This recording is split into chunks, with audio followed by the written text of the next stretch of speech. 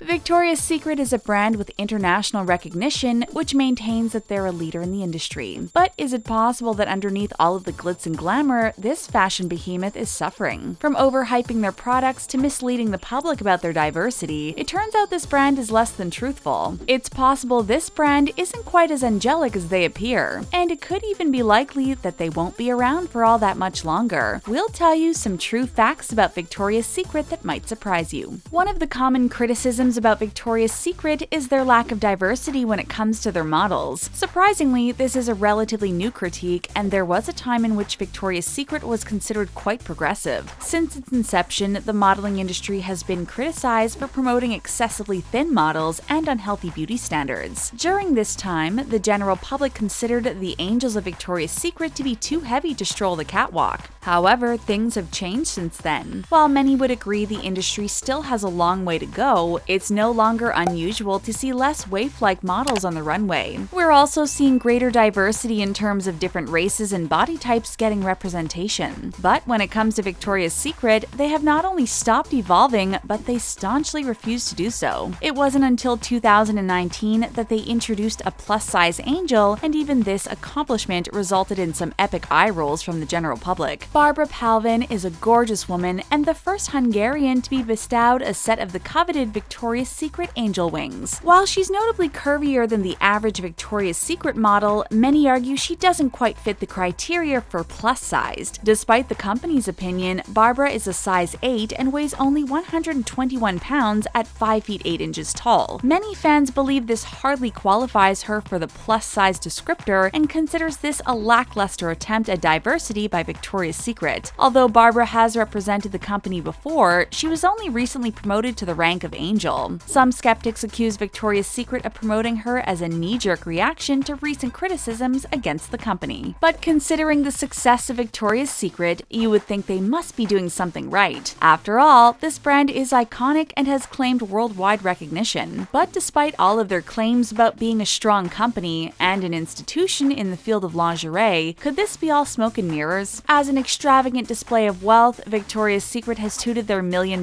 fantasy bra. It features over 71 carats of diamonds, and Victoria's Secret claims it's worth $1 million, quite literally. According to diamond expert Grand Mobley, the gems used on the bra are worth approximately $800 per carat. Don't worry, we'll do the math. $800 times 71 carats equals $56,800. Sure, you have to factor in the cost of additional materials and craftsmanship, but that still puts us well below six figures. It's a far cry from the $1 million the company claims this garment is worth. The bra uses Swarovski lab-made diamonds, but only diamonds obtained naturally would command the sort of numbers Victoria's Secret is claiming. Although Victoria's Secret would prefer we focus on their flashy runway shows and bedazzled bras, some consumers are able to look past those things. In 2019, Victoria's Secret quietly announced they would be closing 53 of their stores in North America. What has caused sales to slip so much? This is something we will have to speculate on because Victoria's Secret has been inconsistent in their explanations. There was a time when Victoria's Secret had their own swimwear line, but this was discontinued in 2016. The company claimed it wasn't a profitable venture and that they had drifted away from their core business. Scrapping the swimsuit division and refocusing on lingerie was the new business plan to bring the company back into prominence. That sounds great in theory, but a couple of years later in 2019, the company announced they would be reintroducing their swimsuit line. It was a total reversal of their prior assertions, and the new line is already facing heavy criticism. Opponents cite sky-high prices, uninspired patterns, and a lack of sizing as serious issues with this business venture. It seems like Victoria's Secret is scrambling to find something that works despite their exterior confidence. In addition to swimsuits, the company is also going to be selling footwear and eyewear, a huge departure from their traditional merchandise. Victoria's Secret is owned by L Brands, which owns other popular franchises such as Bath & Body Works and Pink. L Brands is down about 38% this year, so it's not hard to see that something isn't working. And a recent interview with their chief marketing officer seems to support this. According to Ed Razek, he lost interest in Instagram fairly quickly and doesn't see it as a valuable business tool. Considering the fact that social media platforms like Instagram have totally revolutionized the modeling industry, this seems like a huge oversight. And this was far from the only area in which Ed provided answers which seemed antiquated. When asked if he would ever consider having trans models, he firmly said the answer was no. He explained his viewpoint by stating, "Because the show is a fantasy, it's a 42-minute entertainment special." This statement caused an immediate backlash, and even Victoria's Secret angel, Kendall Jenner, seemed displeased, and with good reason. Ed quickly backpedaled, claiming his comments regarding trans models were insensitive, but then he went on to claim trans models have in fact auditioned, but were turned down for not being good enough. He also spoke out in defense of the company's decision not to include plus-size models in their lineup. Ed claims they considered the idea way back in the year 2000, but concluded there was little interest from the public. And with that, it seems Victoria's Secret took the idea off the table entirely. And before you dismiss Ed Razek as an outlier, you should know he had an important hand in making Victoria's Secret what it is today. He's been with the company since the mid-1980s, and by all accounts, he personally oversees much of what goes on. Ed has a vision of what it means to be sexy, and he has been hands-on in seeing his vision is represented. According to fashion photographer Russell James, Ed personally calls photographers prior to them showing up on set. He also attends major shoots himself and makes changes and adjustments as the session progresses. Although James claims Ed has an uncanny ability to discover new talent, it seems he hasn't broadened his horizons since he started. And it's not hard to see how problematic it is to have products marketed towards women heavily influenced by a man. In these modern times, women are often more concerned with how good they feel about themselves and purchase goods accordingly. And while the brand likes to pretend their models are the pinnacle of perfection, they've been caught overzealously editing their images. During one notable Photoshop fail, a model was left looking like half her backside was missing. In comparison, retailer American Eagle vowed to stop using Photoshop entirely to edit their models. After bidding farewell to airbrushing, American Eagle saw a huge spike in sales. There was admittedly a time when Victoria's Secret could get away with their single-minded approach to sales. However, the attitudes of their consumers are changing, and other brands are out there challenging the status quo. Just take a look at Savage X Fenty by Rihanna, which takes pride in providing products for various body types. And then you have profilic plus-size models like Tess Holliday, who aren't shy about letting Victoria's Secret know what they really think. Tess has criticized the brand for not including plus-size or trans models, and encourages consumers to support brands that do. There was a time when L Brands dumped other apparel chains, including The Limited and Express, from their lineup to concentrate on Victoria's Secret. This was supposed to be a strategic business move, but it seems as though it might have been a bad call in spite of recent issues with the brand. It's easy to see the lack of diversity during a Victoria's Secret runway show, but the issue actually runs far deeper. The CEO of L Brands, Les Wexner, as well as the rest of the company, is primarily white men. Victoria's Secret was even started by a man named Roy Raymonds. He said he felt uncomfortable buying his wife lingerie at department stores and disliked the limited selection, so he decided to create an upscale lingerie shop featuring undergarments that were fun in addition to being functional. But despite this innovative idea, Victoria's Secret was soon in serious financial trouble. Why? Because Roy Raymonds had created a place where men felt comfortable but women didn't. Eventually, the brand was purchased by businessman Leslie Wexner, who changed the store's aesthetic to be more welcoming to women. Through some strategic changes, Victoria's Secret became the massive company it is today. But although the brightly lit shops and soft colors may be appealing to women, in a way, their target audience is still men. Victoria's Secret sells a concept of beauty which few women can relate to, but we are told men desire. The fact that the retailer vehemently excludes plus-size and trans women means it is failing to keep up with evolving ideas of what it means to be beautiful. In defense of Victoria's Secret, there was indeed a time when they were considered revolutionary. Prior to their first store opening in the late 1970s, this style and these types of products weren't widely available in the United States. However, today the brand is clearly trying to stay relevant, and they're struggling significantly on that front. For quite some time, Victoria's Secret has displayed that it's quite out of touch with reality. In 2014, they launched a collection of lingerie called Body, but their advertisements were ill-advised to say the least. They featured images of Victoria's Secret angels with text declaring they were the perfect body. Many felt these ads showed a dangerous message which promoted unrealistic and often unhealthy standards of beauty. A petition went out regarding the campaign and gathered tens of thousands of signatures before Victoria's Secret changed their campaign. Although they didn't acknowledge the backlash, they changed the ads to read "A body for everybody." And although Victoria's Secret promotes itself as a modern brand, they seem strangely resistant to change. Sharon Jester Turney was the CEO of the brand from 2006 to 2008. 2016, and in that time she was eager to evolve the image of the angels. Many employees pitched ideas like showing the models without makeup or learning more about their real lives. However, according to former employees, Ed Razek and others were quick to shoot down these types of ideas. They rejected ideas which would have shown their models as real people and instead opted to keep doing what they have been doing. And although Ed Razek claims Victoria's Secret has long celebrated diversity, there have been several offensive incidents in its history. Back in 2012, model Karlie Kloss walked down the runway wearing a Native American headdress. These items are far more than fashion accessories and have a deeper meaning in the Native American culture. Victoria's Secret was forced to pull the outfit from the broadcast of the event. Karlie did offer an apology on social media, but many felt it was less than genuine. She stated, "I am deeply sorry if what I wore during the VS show offended anyone." Apparently, Victoria's Secret didn't learn from this incident because in 2017 it happened again. They sent Nadine Leopold down the catwalk wearing a feathered headdress closely resembling a traditional Native American war bonnet. It seems like in addition to struggling to keep up with modern ideals and advertising practices, they also struggle to learn from their mistakes. As our society progresses, we strive to grow, improve, and adapt. But only time will tell if Victoria's Secret is able to do the same.